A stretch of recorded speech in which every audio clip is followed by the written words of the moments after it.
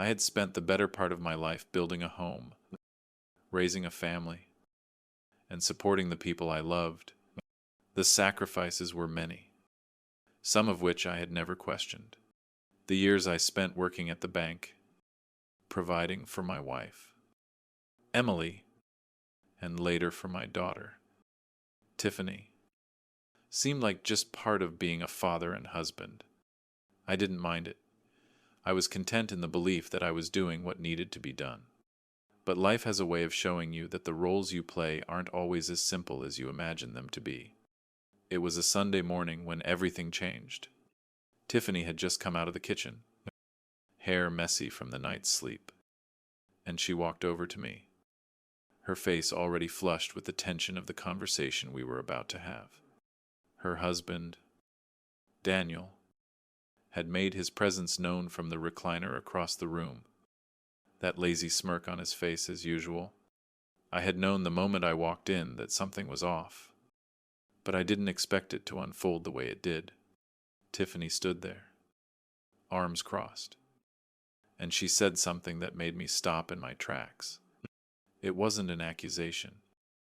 Not at first, but I could see the words she was about to speak were weighted, and I braced myself for the impact. Dad, either you do what Daniel asks, or you need to leave. This house isn't just yours anymore. I didn't immediately respond.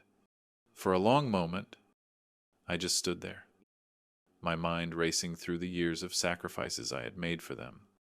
The tuition bills, the down payments, the groceries, the utilities, all of it, just to keep them comfortable. But I hadn't been comfortable. I had ignored my own needs, my own wants, all to make sure they didn't have to face the harshness of life too early. And now, this, the reality hit me harder than I expected. I had given my everything to this family. The house we lived in, I paid for it. Using the hard-earned savings from years of work, the money I put into my retirement fund was long gone, spent on their needs. I never asked for thanks. I never needed it. But this ultimatum, this was a line I couldn't cross. I took a deep breath and calmly turned toward the hallway. My suitcase was in the closet, tucked away like it had been there for years, waiting for a day that might never come. But today was that day. The weight of the situation wasn't lost on me. But I had no time for emotional breakdowns or last-ditch pleas. I had made a decision. The years of putting their needs before my own had come to an end. I needed to leave, not for them, but for me. As I packed my things, I couldn't help but reflect on how far I had gone for them. The money for Tiffany's college tuition, a private school that cost more than I had ever thought possible. I worked overtime for years to afford it. When Daniel and Tiffany got married, I covered the entire wedding cost because they couldn't. I had done everything they needed. But somewhere along the line, it all became expected. It wasn't love anymore. It was an obligation, and that was a lesson I had failed to see until now. When I made my way down the hall, suitcase in hand, the sound of Daniel's voice rose from the living room. "You can't just walk out like this," he said, his voice full of arrogance. But I wasn't in the mood for a fight. I had fought for far too long, for their future, for their comfort, for their happiness. And now, I was fighting for my own peace. The door to my bedroom closed with a soft click, but I could still hear them in the living room, arguing, whispering, figuring out what to do with the old man who had suddenly decided to rebel. My heart raced as I folded my clothes, each shirt neatly placed in the suitcase. The room felt strangely still, as though the world outside had momentarily paused to give me time to think. But there was no time to think anymore. I had made my choice. As I packed the last few items, my medications, my glasses, the small leather journal where I tracked my expenses, the weight of the decision settled in.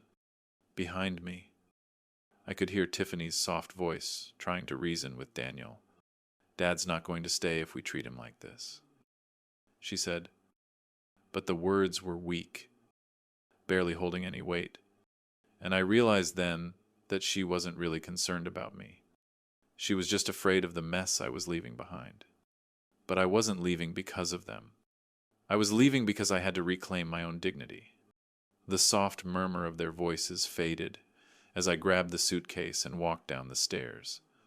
I didn't say goodbye. I couldn't. Saying goodbye would have been too much of a surrender. The groceries I had just bought were left in the kitchen, the bags of bread and milk untouched. A small but poignant reminder of the ordinary life I was leaving behind. The car engine rumbled to life without hesitation, and as I backed out of the driveway, I didn't look back. I didn't want to, not now, not when I was finally doing something for myself. The drive to Pine Lodge was long, but it gave me time to think, to reflect on all the years I had spent trying to make everyone else's life better while neglecting my own. I had been a provider, a fixer, but somewhere along the way, I had lost myself. And now, with the silence in the car, I was beginning to hear my own voice again. I arrived at the motel, the faded sign hanging above the parking lot. Pine Lodge was a far cry from the house I had built with my own hands. But in that moment, it felt like the only place I could breathe. I stepped inside my room, the scent of fresh linen filling the air. The bed was small but clean, and I set my suitcase down on the rack before sitting heavily on the edge of the mattress. For the first time in years, I felt like I could think clearly. The quiet was different from the noise I had left behind.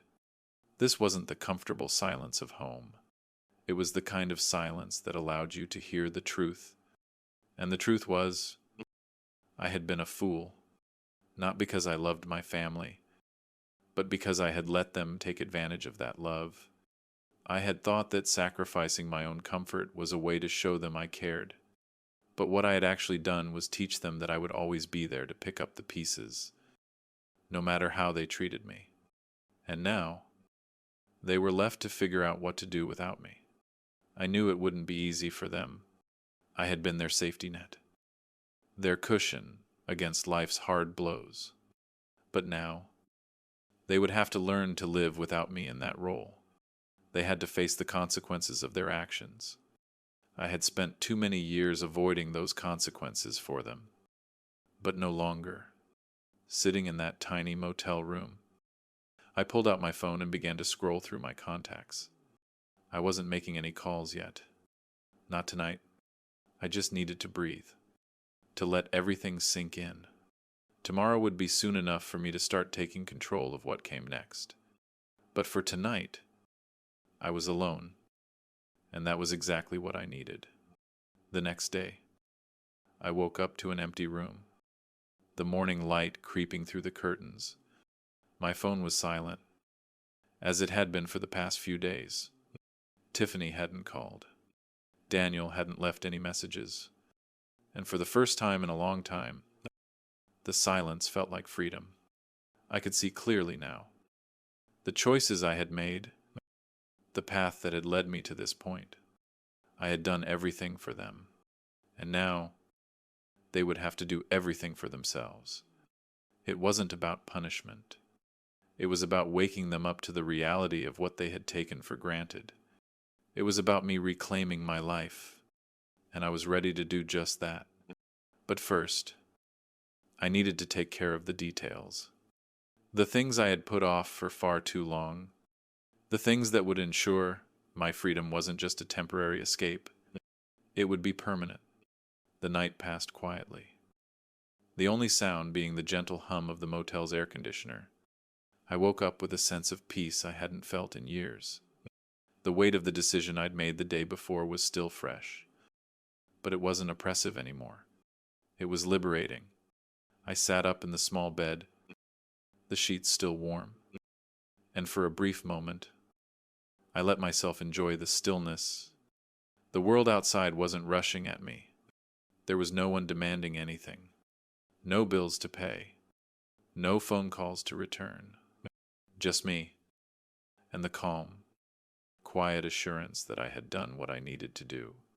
I could feel the weight of the last few months lifting, and for the first time in a long time, I felt like I was breathing again. But even in the calm, I knew the storm wasn't over. Tiffany hadn't called. Daniel hadn't reached out either. They were still in shock, still reeling from my sudden departure. I wasn't foolish enough to think they wouldn't eventually come looking for me. The question was not whether they would reach out. It was how they would handle the situation when they did. As I sipped my coffee and thought about the future, I couldn't help but wonder how many of you have found yourselves in similar situations, where you've given so much for those you love, only to find yourself treated as though your sacrifices didn't matter. If you've ever felt that way, or if you've had to make a difficult decision to protect your dignity, leave a comment below. I'd love to hear your stories. That morning, I went through the motions of settling in. I organized my belongings in the small motel room, sorting through the scattered paperwork I had brought with me. There was a comfort in the routine, in the simplicity of it. No drama, no high expectations. Just the act of living on my own terms again. But the silence didn't last long. The phone call came around noon. The screen lit up with Tiffany's name. My heart skipped a beat. I had been waiting for this moment, knowing it would come. But I wasn't sure how I would handle it when it did. I took a deep breath, steadying myself, and answered, "Dad." Her voice was tentative, strained. "Dad, please. We need to talk." I could hear the quiet desperation in her tone. It was the kind of desperation I had been waiting for. The kind that meant she was finally realizing the gravity of her actions. But I had to be careful. This wasn't about me taking her back. This was about her learning that love wasn't about enabling bad behavior. It was about setting boundaries. No matter how much it hurt. "I'm listening," I replied quietly, my voice calm but firm. I don't even know where to begin," she said, her voice cracking. "I know things have been bad, but Dad, I'm sorry.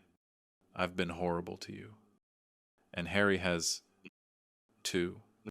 You're right. You didn't deserve that ultimatum. You didn't deserve to be treated like that." It was a moment I had waited for, the moment when Tiffany finally understood, but there was still something missing in her voice. There was no sense of urgency, no true recognition of the weight of what she was saying. It felt rehearsed. It felt like a script she had memorized.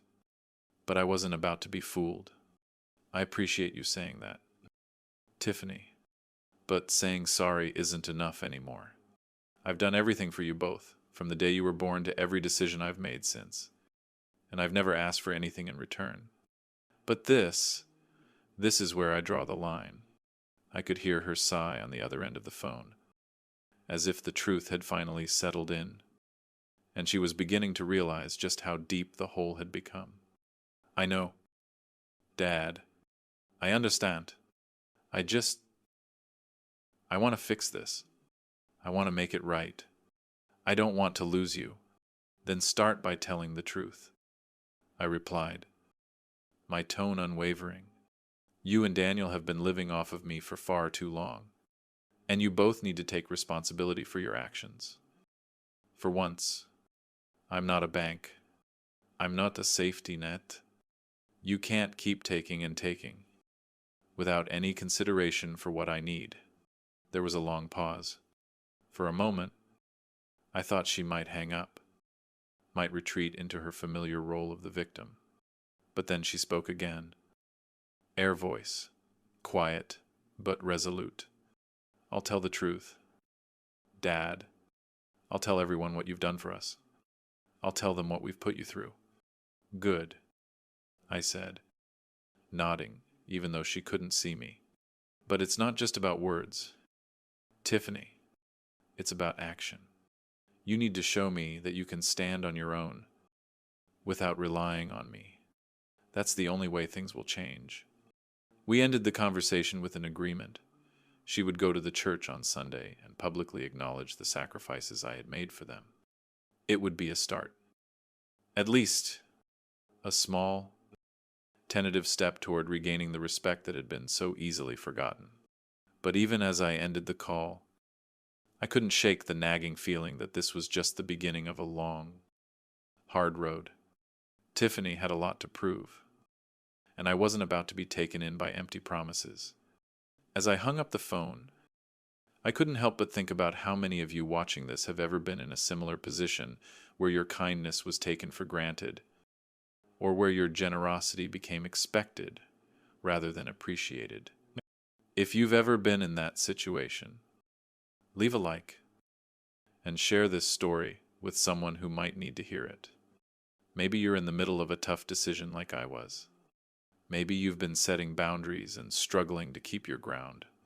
Trust me, I get it. For now, I knew I had to keep moving forward. I had to focus on what came next. Tiffany's words had been a step in the right direction. But they were just that, words. The real test would come in the days and weeks ahead. Could she change? Could she actually stand on her own without the safety net I had always been? The next few days passed slowly, each one filled with its own quiet moments of reflection. I spent my time doing small things, organizing my room, catching up on paperwork, and rethinking my next steps. I had a plan now, a clear idea of where I was going, and it didn't involve the past. By Friday, my phone rang again. This time, it wasn't Tiffany. It was Daniel. His voice was strained, almost frantic. "Clark, look, I know things got out of hand, but we need you. Tiffany's not doing well. She's pregnant, and the stress is really getting to her.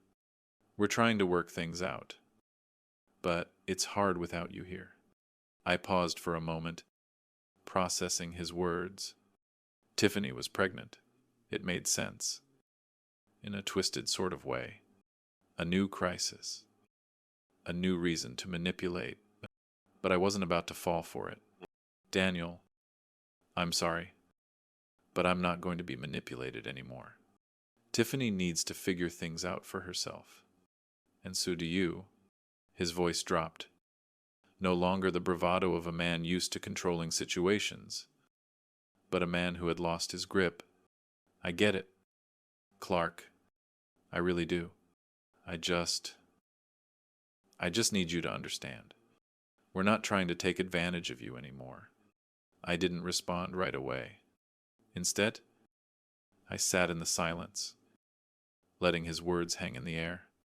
Was he truly sorry, or was he just scared? It was hard to tell. But one thing was clear. I had to stick to my boundaries.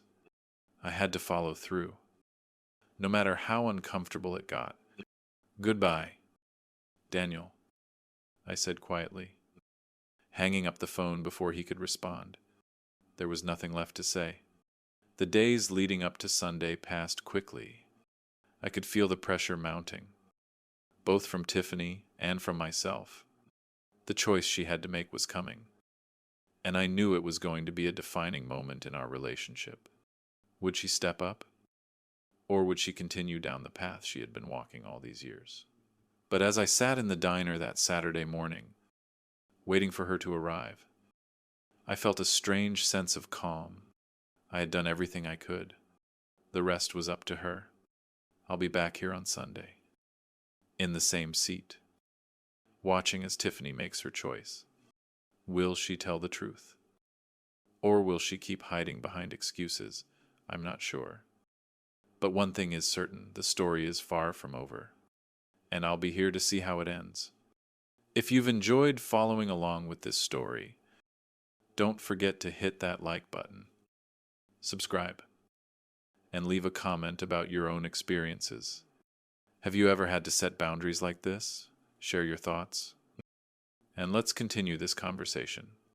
You never know who might need to hear your story today. After Tiffany's phone call, I sat in the motel room, looking out the window at the street below. The sky was a dull gray, as if the weather was matching the somber mood that seemed to weigh heavily on my chest. The quiet was both soothing and unnerving. It had been days since I left, and while the silence gave me a sense of peace, I couldn't shake the feeling that it was only a temporary calm before the storm. Tiffany had said she would tell the truth. She had agreed to stand in front of everyone on Sunday and publicly acknowledge the sacrifices I had made for her and Daniel. But words, I knew, were just that, words. I had spent years listening to empty promises, to pleas and apologies that never seemed to hold any real weight.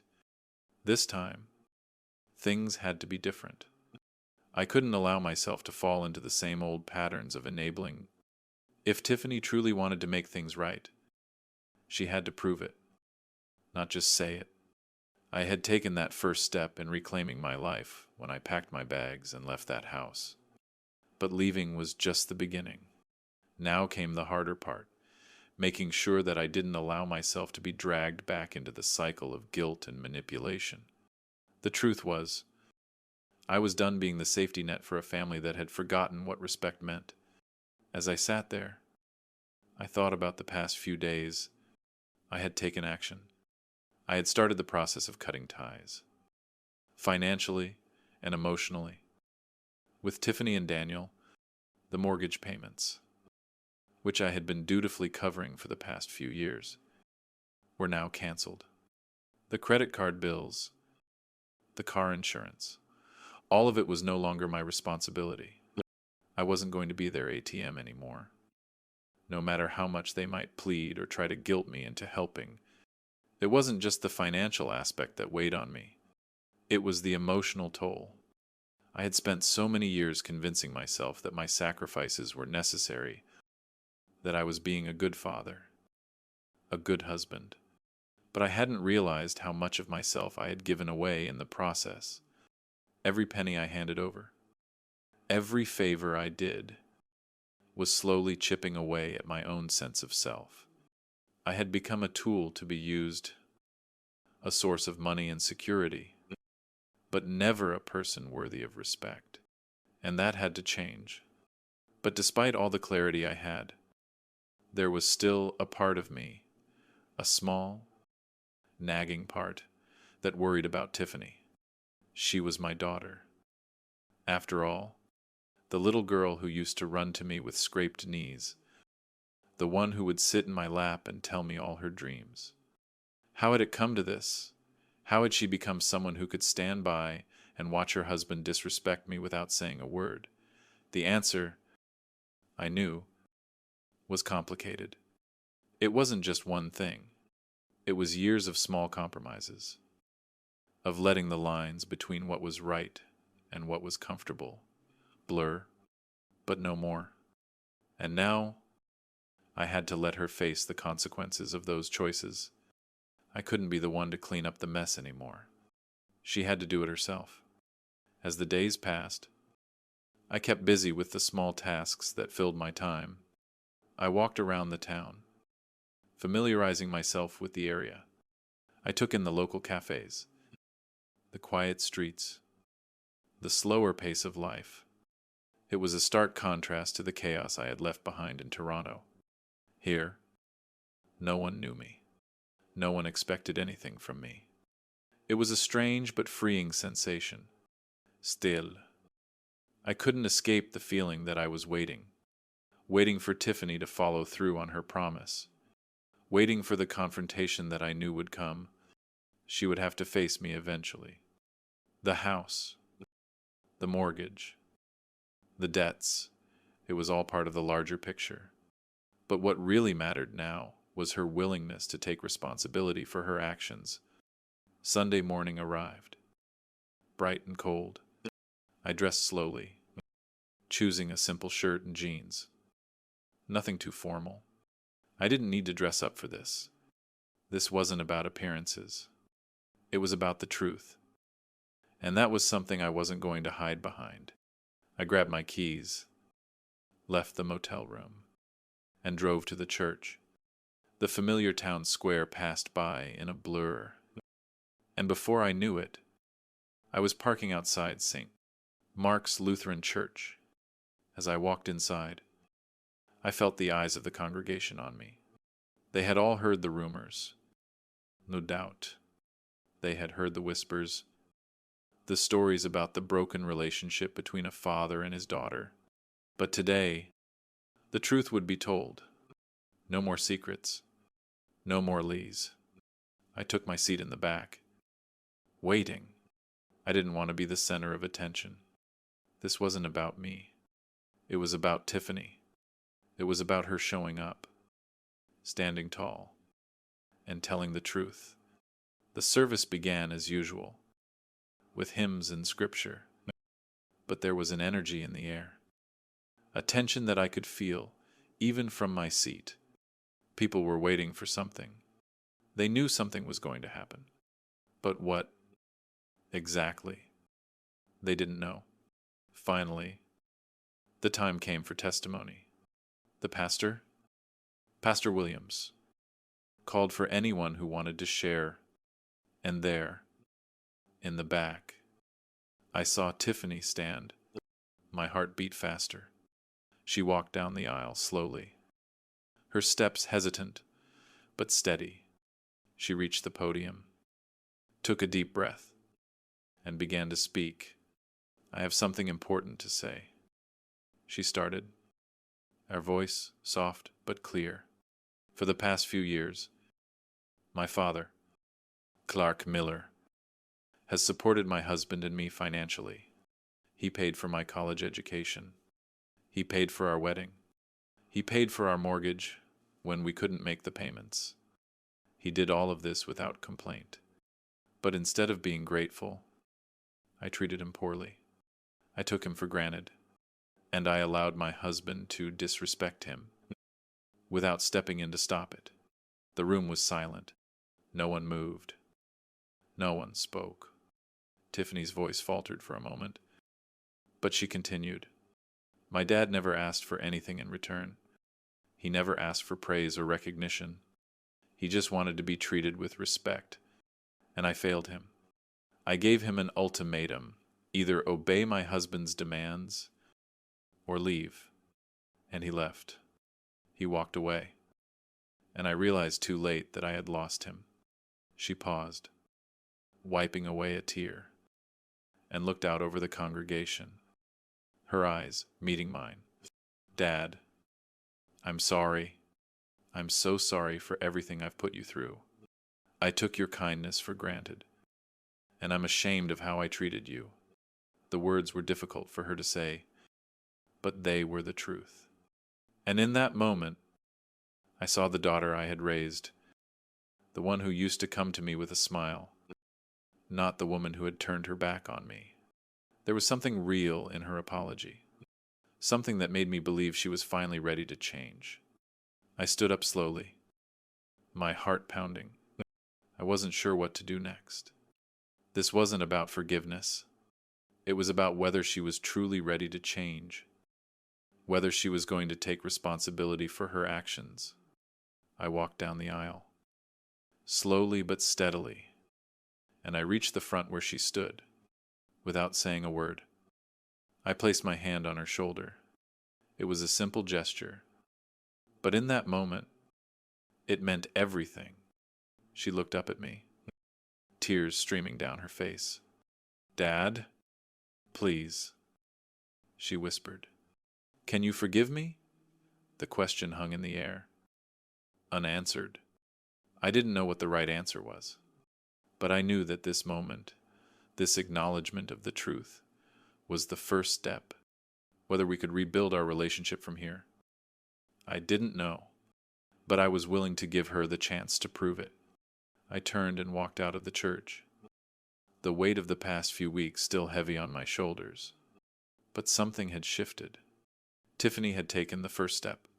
Now, It was up to me to decide whether I could take the next one.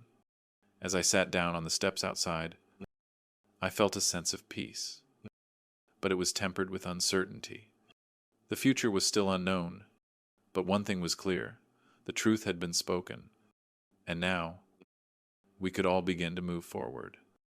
As I watched Tiffany walk out of the church, her steps slower now, I couldn't help but wonder if this was the beginning of something new, something better, something real, but only time would tell.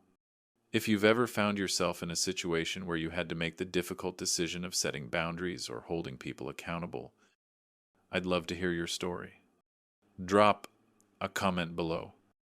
Like this video if you found it meaningful. And don't forget to share it with someone who might need to hear it. Let's continue the conversation and learn from each other's experiences. Remember, no matter how difficult the journey, the truth has a way of setting us free. The following days after the church service were filled with a kind of eerie stillness. Tiffany had spoken her truth in front of the congregation. But it wasn't the end. It was just the beginning of a long, uncertain path. The truth had been laid bare, and now both of us were left to wrestle with its implications. I could feel the weight of the moment hanging in the air, lingering like the last bit of smoke from a fire that had just been extinguished. When I left the church, I didn't have any grand sense of victory. No celebratory feelings. It wasn't about winning. It was about confronting the past and standing in the uncomfortable space where everything was finally revealed. I had set my boundaries. I had taken the hard step of leaving. And now, the consequences were unfolding. Tiffany, despite her apology and the public acknowledgement of her mistakes, was still the same woman who had treated me as a bank account rather than a father. She had spoken the words I needed to hear. But words, as I had learned painfully over the years, were just a small part of the equation. The real test, I knew, would come in her actions. Could she actually make amends? Could she repair the damage that had been done? Or was this just another chapter of empty promises? The next day, my phone buzzed again. This time, it was Tiffany. I had been expecting it, but the way the call came made my heart race a little.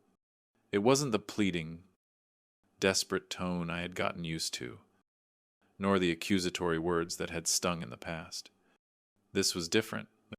"Dad, can we talk?" Her voice was softer this time, as if the edge had been taken off by her realization. "I don't expect you to forgive me right away, but I want to make things right. I know I can't undo everything, but I'm going to try."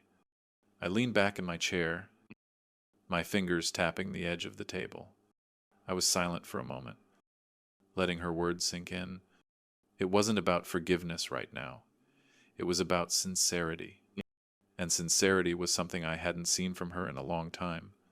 "I'm listening," I said calmly, my voice steady. I've been thinking a lot about what you said," she continued, her words careful, measured. "I don't want to be that person anymore. I've taken you for granted my whole life, and I never realized what that meant. I want to change. Dad, I want to prove to you that I can stand on my own and not rely on you. I need to start paying for my own mistakes, and I can't keep hiding behind excuses." Her words were a breath of fresh air, but I wasn't about to be fooled. I had been down this road too many times. I could hear the sincerity in her voice, but I knew better than to expect instant change. Trust, I had learned, wasn't something you could rush. It was built slowly, over time, through consistent action. "I've heard that before." "Tiffany," I replied, my tone neutral. "But words aren't enough anymore. You have to show me you can stand on your own 2 feet. You have to prove to me that you've learned something from all of this. And I need time to see if this is real." There was a long pause on the other end of the phone, and for a moment I wondered if she was going to retreat, if the pressure of truly changing was too much for her to bear. But when she spoke again, there was no hesitation. I understand. Dad, I know it's not going to be easy, but I'm ready to do the work, and I'm ready to face whatever consequences come my way. You won't have to carry me anymore. I let out a quiet sigh, running my hand through my hair. I wanted to believe her. I really did. But the years of being manipulated, of being made to feel like I was always the one who had to fix things, weighed heavily on me. I wasn't sure how much of it I could bear. Good, I said, my voice firm. Then show me. But remember, Tiffany, I can't keep bailing you out. I'm done with that. You have to start taking responsibility, and I'm not going to be here to cushion your falls anymore.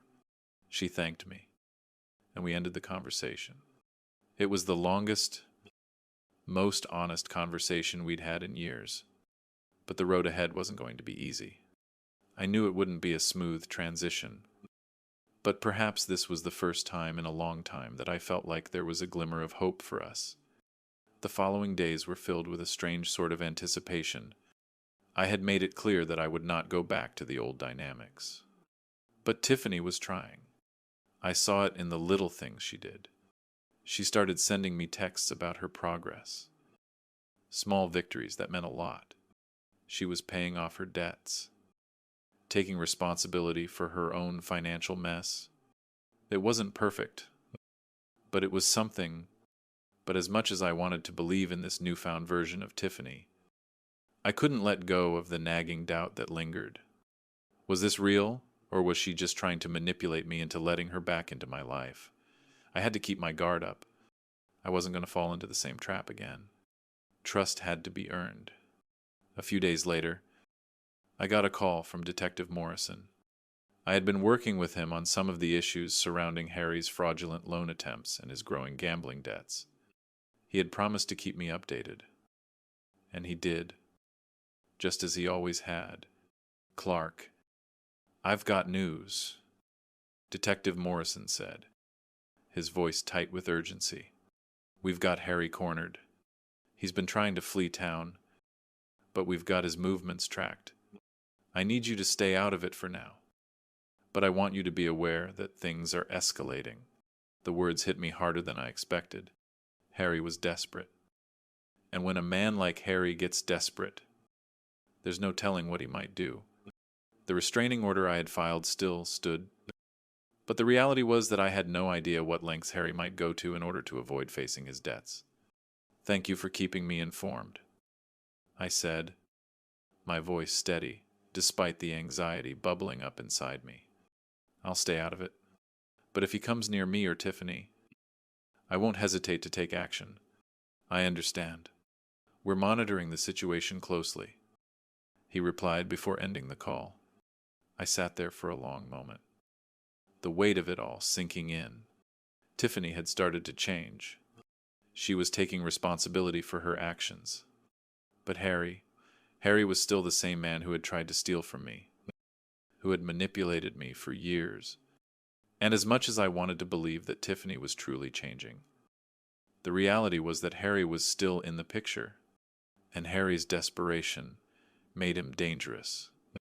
It was then that I made a decision. I wasn't going to wait around for things to unfold. I had been waiting my whole life for things to change, and now it was time for me to take control of my own future, regardless of what Harry or Tiffany did next. That night, I made the call to my attorney. I was going to file for full control of the house. I was done sharing. I had given too much, and I wasn't going to allow myself to be taken for granted any longer. The house, the one I had spent so many years building with my late wife, Martha, was mine, and I wasn't going to let it be stolen from me by anyone, not even my own family. I needed to set the final boundaries. If Tiffany truly wanted to change, she would have to prove it. If she wanted me to be a part of her life again, she would have to do more than just apologize. She would have to rebuild the trust I had lost, brick by brick, and it wasn't going to be easy. But that's how life works, doesn't it? We have to go through the pain to get to the healing. We have to make the hard choices, even when it feels like everything is falling apart. Because sometimes, when you let go of what's been holding you back, you find something better, something real. And so, the next chapter began. Whether Tiffany would rise to the challenge or fall back into old habits was yet to be seen. But I had made my decision. The ball was in her court now. The days after I made my decision to take full control of the house were filled with an eerie calm. I had already set the wheels in motion, contacted my lawyer, filed for the necessary paperwork, and made sure everything was in place to ensure that no one could come after me or my property again. I wasn't angry anymore. Just resolute. The weight of the years spent supporting Tiffany and Daniel, of watching them squander opportunities, and take me for granted, had finally pushed me to the edge. And as I sat in that small motel room, far from the house I had once called home, I realized that the hardest thing wasn't making the decision to leave. It was the knowledge that this was the only way forward. The next few days unfolded like a slow burn. Tiffany had kept her word. She had continued to send me updates about her progress, about how she was slowly but surely paying off the debts she had racked up with the credit cards I'd once paid off for her, how she was taking on extra work to make ends meet, and how she was finally starting to learn what it meant to stand on her own. It was painful to see it, but at the same time, it was a relief. A small part of me was beginning to believe that perhaps she was truly changing. But the other part of me, the part that had been burned too many times, remained cautious. Words were one thing, actions another. I had seen too many people, not just Tiffany, but countless others make promises to change, only to fall back into old habits when things got tough. I wasn't about to let myself be fooled again. If Tiffany wanted my respect, she would have to earn it, and that wasn't going to be easy. That Saturday afternoon, I sat in a small cafe near Pine Lodge, drinking my coffee slowly, thinking about everything. I had taken the necessary steps to protect myself, my finances, my property, my peace of mind. But what came next? What was I supposed to do with this newfound freedom? The past few weeks had felt like a blur of decisions, legal documents, and painful phone calls. But the world didn't stop spinning. Life, with all its unpredictability, kept moving forward. And I had to decide if I was ready to face the future. The phone rang. It was Tiffany again. I didn't need to look at the caller ID to know it was her. Her number had become both a symbol of hope and dread. Hope, because she was reaching out, trying to rebuild what she had broken. Dread, because each time she called, I was reminded of how deeply she had hurt me. I hesitated before answering. For a moment, I considered letting it go to voicemail. I wasn't sure I was ready for another conversation that might go in circles. But something made me pick up the phone. Maybe I was curious. Maybe I still held on to a small, fragile thread of hope that she could actually change. Dad, her voice was steady, but I could hear the hint of exhaustion in it. I know it's been a while, and I'm not expecting you to forgive me right away. But I just wanted to tell you something important. I sat up straighter in my chair, the weight of her words sinking in. Go ahead, I said, my voice calm but wary. I've filed for divorce, she said quietly. Harry's gone. I don't even know where he went, but I'm done. I've had enough. I know I should have done this a long time ago, but I couldn't. I was scared, and I was weak. But I'm not anymore. Dad, I'm done being afraid. I'm done letting him control me. The words hit me harder than I expected. I hadn't been prepared for this. For so long, I had been focused on how much Tiffany had taken from me, how much she had cost me emotionally, financially, and mentally. But in that moment, hearing her say that she was done with Harry, it hit me like a ton of bricks. This was a significant step. Are you sure about this? I asked. My voice softer now. I've never been more sure of anything in my life, she said.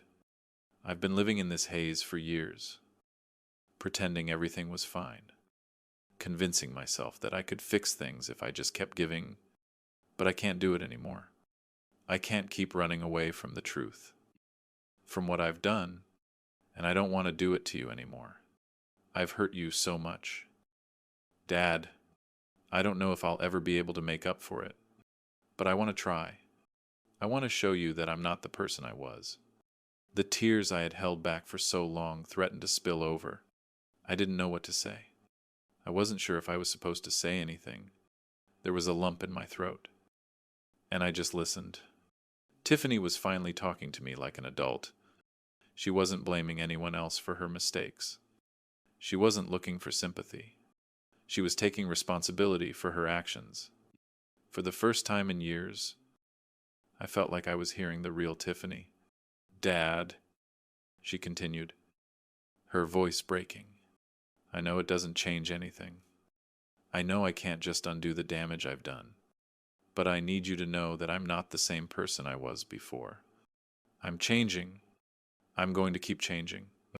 And I'm doing it for me. Not for you. Not for Harry. Just for me. I sat there for a long moment, taking in her words. It felt like a confession. Like the weight of years of guilt and denial was finally being lifted off her shoulders. She had made her choice. And it wasn't about me anymore. It was about her. I believe you. Tiffany, I said quietly.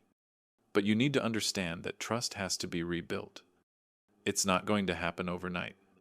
It's going to take time, but I'm here. I'm listening. She didn't respond immediately.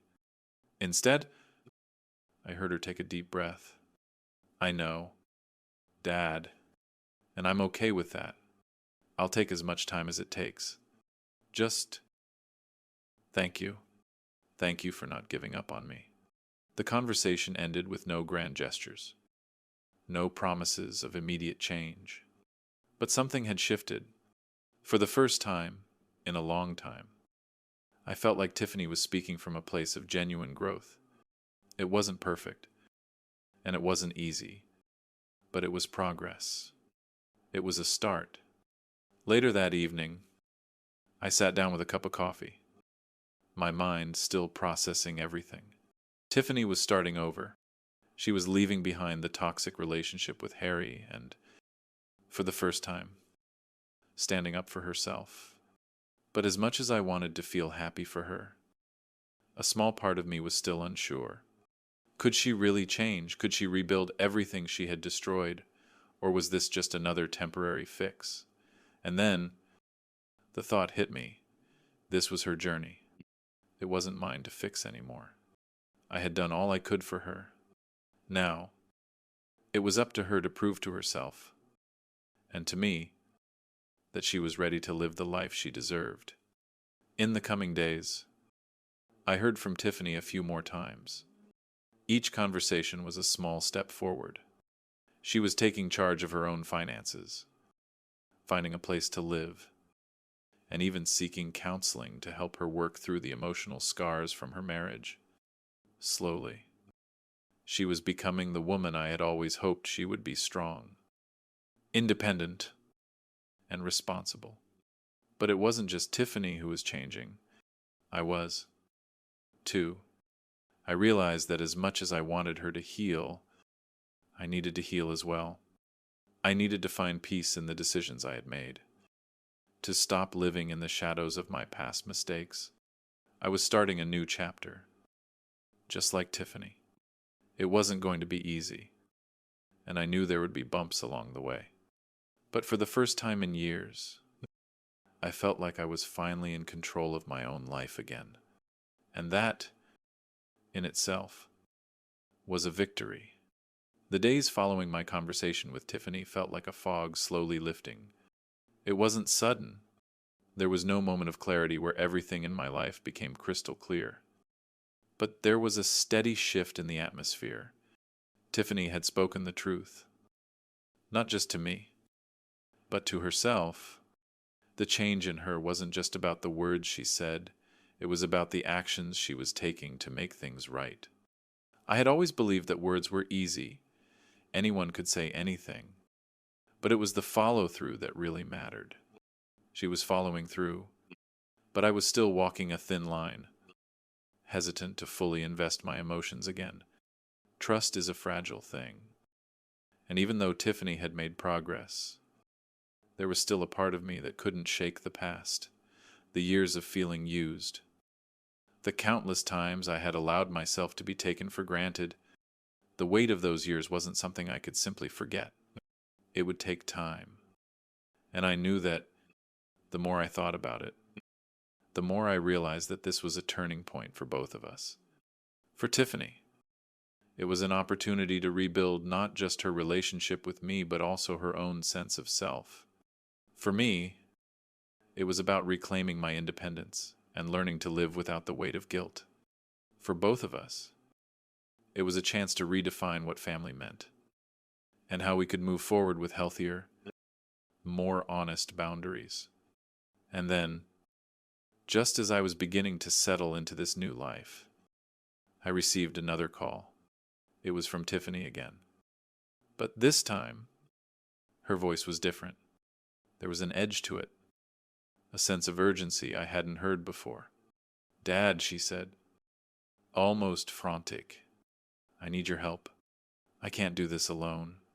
Please." Her words hit me like a punch to the stomach. The old reflexes kicked in, the desire to swoop in and fix everything. But this time, I had learned the hard way. I had spent years doing that, only to watch her remain stuck in her own patterns. I wasn't about to fall back into that role again. I paused for a moment before answering. "What's going on?" "Tiffany." There was a long silence before she spoke again. And when she did, I could hear the vulnerability in her voice. "It's Harry. He's back. He showed up at my apartment this morning. He's not leaving. I don't know what to do. He's threatening me. And I'm scared." The words stung more than I expected. Harry was back. I had hoped he was gone for good, that Tiffany had finally broken free from his manipulations. But hearing that he was back, and that he was once again threatening her, hit me in a way I couldn't ignore. "Are you safe?" I asked. My voice steady, but inside, I could feel the anger rising. "I don't know," she whispered, the fear clear in her voice. "I don't know what he's capable of." I ran my hand over my face. This was the moment I had feared, the one where all the progress we had made could be undone in an instant. Harry was a wild card, a man desperate enough to do anything to avoid the consequences of his actions. I didn't trust him, and I certainly didn't trust him around Tiffany. But this wasn't about me, or what I thought.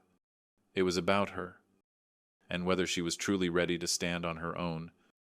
"I'll be there," I said, my voice firm. "But you need to call the police.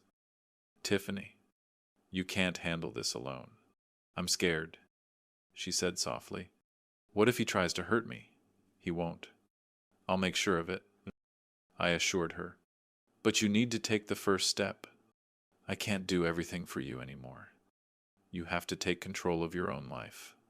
There was a long silence, but then she spoke again, this time with more conviction. "I know. Dad, I'm calling the police, but I need you to be here, just in case." "I'll be there," I repeated. "Stay safe." "Tiffany, I'll be there as soon as I can." As I hung up the phone, a familiar sense of dread washed over me. Harry was back, and I knew what that meant. He wouldn't just leave quietly. He never did. He had always been the kind of man who thought he could manipulate and control, and now he was back to finish what he had started. But this time, I wasn't going to let him. I grabbed my coat, my keys, and walked out of the motel room, my mind racing with 1,000 thoughts. What was Tiffany really prepared to do? Would she finally stand up to Harry? Or would she once again fall into the pattern of enabling him, of letting him control her life? As I drove toward her apartment, I couldn't help but feel the weight of everything that had happened. Tiffany had made such progress. She was finally standing up for herself, facing the consequences of her actions. But now, she was being tested in a way I hadn't expected. Would she continue to change? Or would Harry drag her back into the same toxic cycle? I arrived at her apartment in record time, my heart pounding in my chest. I knew I couldn't do this for her. I couldn't fix this. This was her fight, and she had to face it. But as I approached the door, I couldn't ignore the fact that a part of me still wanted to protect her, to shield her from the pain that Harry could cause. I knocked, and Tiffany opened the door, her eyes wide with fear. "Dad?" she whispered, her voice trembling. "He's here." I stepped inside, my eyes scanning the room. Harry was sitting on the couch, his posture relaxed, but his eyes burning with resentment. He hadn't changed. If anything, he looked more desperate, more dangerous than ever. "You need to leave," I said, my voice cold. "Now." Harry stood up slowly, sizing me up as if trying to decide whether or not to make a move. "Clark, you're a stubborn old man. You don't get it. This isn't just about you anymore. This is about Tiffany. She belongs with me. Tiffany doesn't belong to anyone," I said, my voice steady. "She's not your property, and she's not my responsibility anymore. She's her own person." Harry took a step forward, his fists clenching at his sides. "You think you've won, don't you? You think you can just walk in here and take control of everything? Well, you're wrong. I've already taken control," I said, my voice quiet but firm. "This is my daughter's life, and it's time for you to leave it. You don't get to keep controlling her. You don't get to scare her anymore." Tiffany stood by the door, her arms crossed, but her eyes were fixed on Harry. I could see the uncertainty in her face, but there was also something else, something I hadn't seen in a long time. Determination. "I'm done with you, Harry," she said, her voice stronger than I had ever heard it. "I'm not afraid of you anymore." For a moment, Harry looked like he might snap. His face flushed red with anger, and his fists tightened even more. But something shifted in his eyes. Maybe it was the finality in Tiffany's voice. Or maybe it was the fact that he could no longer control the situation. Either way, I could see him deflate. He had lost, without another word. Harry turned and stormed out of the apartment, slamming the door behind him. Tiffany stood there, her chest rising and falling with heavy breaths. I couldn't help but feel a sense of pride in her. She had done it. She had stood up to him. "Finally, I'm proud of you," I said, walking over to her. "You did it." Tiffany looked up at me, her eyes full of tears. "I don't know how I did it. I was so scared. But I'm done. I can't keep letting him control me. I need to take responsibility for my life. And I need to do it on my own." I placed a hand on her shoulder, looking her in the eyes. "You've taken the hardest step. Tiffany, you're not alone. Not anymore." We stood there for a moment, the weight of the situation slowly sinking in. Tiffany had faced her fear, and now she was finally free. But this was just the beginning. There was a long road ahead, one filled with challenges, struggles, and growth. But she was ready, and so was I. As I left her apartment that night, I felt a sense of peace. Tiffany had taken control of her life. She had stood up to Harry, and in doing so, she had taken the first real step toward healing, both for herself and for our relationship. The days following that tense confrontation with Harry seemed to blur together. It was a strange feeling, like waking up from a long, unsettling dream and finding that you weren't sure whether you were still in it or if the world around you had truly shifted. Tiffany had finally stood up to Harry, taking the first step in her own healing journey. I couldn't help but feel a mix of pride and cautious optimism. But as proud as I was of her courage, I knew that this wasn't the end. This was the beginning of rebuilding a relationship that had been severely damaged by years of neglect, manipulation, and fear. I had left the house I had worked so hard to build, the house that had once held the laughter of my daughter and the quiet comfort of a life that was supposed to be lived in peace. I had chosen my dignity over comfort, and I had walked away. But leaving wasn't easy, and it wasn't enough. Tiffany was changing. She had taken responsibility for her actions. She had faced her fears. But now it was time for both of us to figure out how we would move forward, how we would find our way back to a place where trust could be rebuilt. Not just between her and me, but between all the pieces of our broken family. The phone calls became more frequent.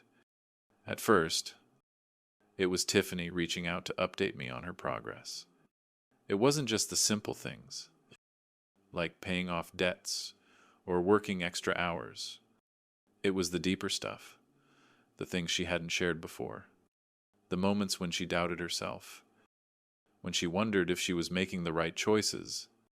It was hard to listen at times, because I knew that she still had a long way to go.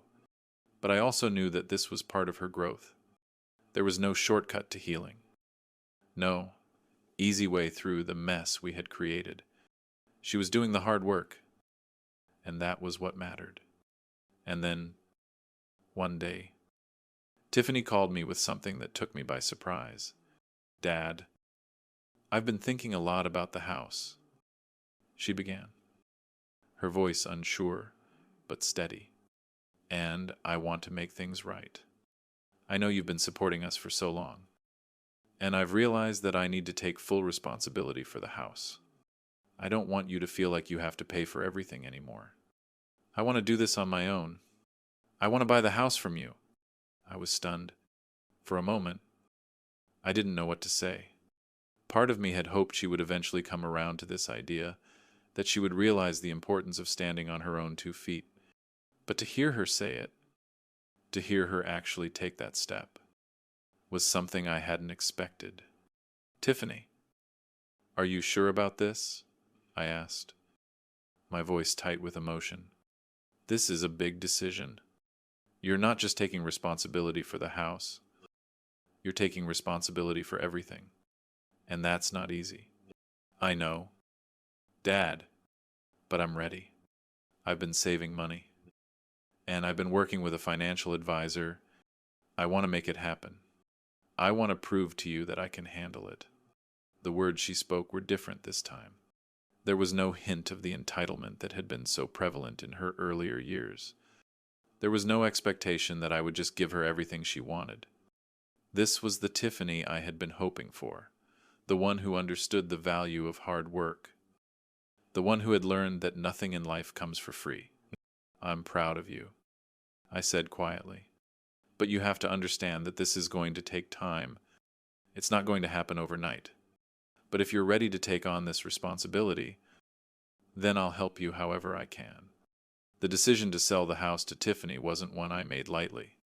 It wasn't just about the house. It was about everything that had led up to this moment. It was about trusting her again, about believing that she had truly changed. It was about giving her the opportunity to prove herself, to show that she could stand on her own without relying on me for support. As the days passed, Tiffany took every step necessary to make the house officially hers. She worked with a lawyer to draw up the paperwork, and we agreed on a fair price for the house. The process was slow, but it was happening. It was the first time in years that I felt like we were both moving forward. It was a step toward healing, a step toward rebuilding the bridge that had been broken between us. But the process wasn't without its bumps. Tiffany struggled with the responsibility. There were moments when she doubted herself, when the pressure of taking on such a big commitment felt too heavy.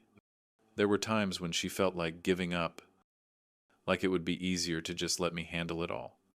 But each time she faltered, she came back stronger. She found a way to push through, to continue taking control of her life. Piece by piece. It wasn't always easy to watch. I still saw the remnants of the daughter who had taken so much from me, the one who had been so dependent on me. But I also saw someone who was fighting to change, someone who was finally understanding the weight of responsibility. I knew it wasn't perfect. Nothing ever would be. But that didn't matter anymore. What mattered was that Tiffany was taking ownership, not just of the house, but of her life. She was no longer relying on me to fix everything. She was learning to fix things for herself. As for me, I spent more time reflecting on my own journey.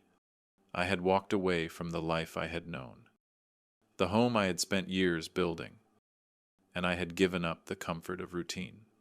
But in doing so, I had found something more valuable, my own sense of self-worth. I had learned that love doesn't mean enabling, and that respect doesn't come from sacrifices made with strings attached.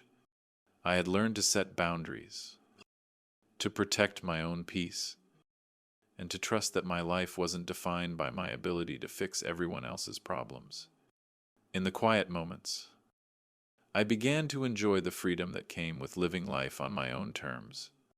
The days were simple, filled with quiet walks by the lake, reading books, and catching up with old friends. It was a life that felt rich with purpose, not because of what I had given up, but because of what I had gained, my own independence, my own sense of peace. But there were still moments when I thought about Tiffany, when I wondered how she was doing. We kept in touch. Of course, she would call every so often, updating me on her progress with the house, sharing the little victories that meant so much to her. And each time we spoke, I could hear the difference in her voice.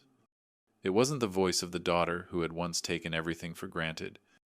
It was the voice of someone who was learning, who was growing, and who was finally ready to be the person I had always hoped she would become. A few months later, the house was officially hers. She had worked hard to make it happen, and I couldn't have been prouder of her.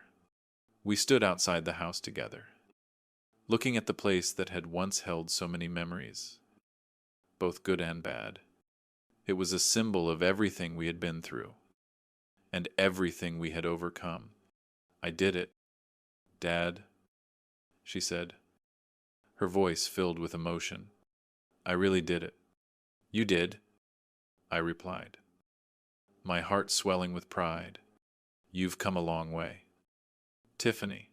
And in that moment, I realized that this was the final step. Tiffany had done it. She had taken responsibility for her life, for the house, and for herself. And I had done it, too. I had learned to trust again, to let go, and to let her grow into the person she was meant to be. We didn't need to say anything more. We just stood there together, knowing that this was the beginning of a new chapter for both of us. And for the first time in years, I felt at peace. If you've followed this journey, I'd love to hear how you've navigated similar struggles with family, responsibility, and independence. Have you had to let go of something or someone in order to find peace? Share your story in the comments below. Like this post if it resonated with you. And don't forget to subscribe for more stories of growth, healing, and reclaiming your life. The road to reconciliation isn't easy, but it's worth every step you take.